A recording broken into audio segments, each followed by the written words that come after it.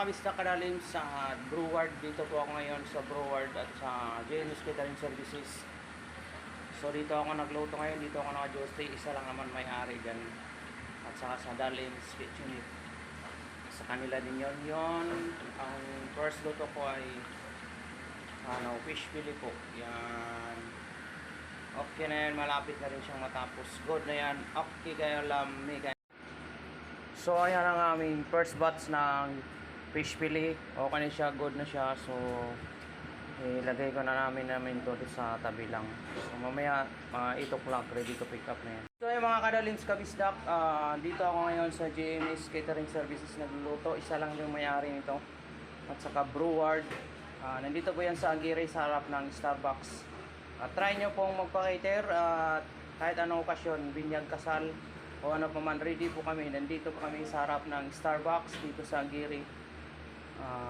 Bumisita po kayo sa page namin sa Facebook, JMS Catering Services po. Yun po, at tumawag lang po kayo doon at mag-inquire. Okay kayo, lami kayo, mekos lang. So yung mga kabisda kadalins, ito na po yung inihaw na GM po namin. Kasama rin to doon. So good na siya. Ready to pick up na yun, mga 8 o'clock yung cater. So okay kayo, dito lang yan sa JMS Catering Services.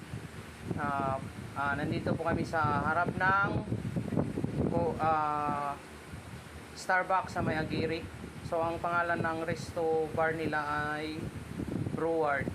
Tapos isa lang may-ari nun. So kung gusto nyo kaming hanapin sa page namin sa Facebook, kung gusto nyo magpa-cater anytime, anywhere, kung anong gusto nyo, ready po kami. Good na kayo to at may kayo, mikos lang. Alins kabisdak, sa JMS Catering Services po ito.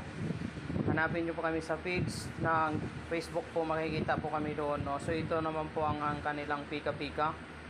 So turon na plain at saka turon with OB yan. Good na siya, okay na kayo. Ready to pick up na rin yan. So sabayan mamaya pang alas 8 na cater. Lami kayo, mikos lang yan. Dito lang yan sa JMS Catering Services po. Okay kayo, lami kayo ba? Ang luto ni Chef Gina, pork salpikaw yan. Good kayo, lami kayo ba?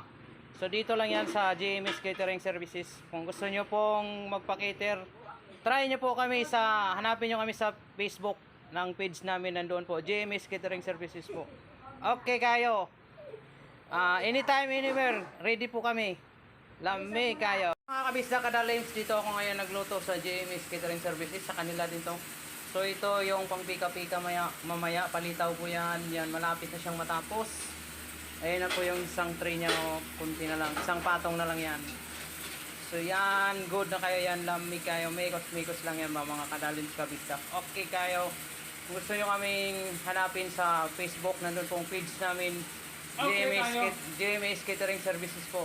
Kahit anong gusto nyo, at kasal, binyag o ano man, ready po kami kung magpa-cater kayo. Okay kayo, lami kayo. Ito naman ang creamy carbonara sa JMS Catering Services. Yan po, okay na kayo, lami kayo. At ito naman ang aming fish fillet po. Yun, good na siya. Okay kayo, lami kayo. Clubhouse ng JMS Catering Services. Yun, gawa ni Fatima yan at saka ni Paul. Yun, okay kayo, lami kayo, mikos lang yan mga kadalins kabisda ko.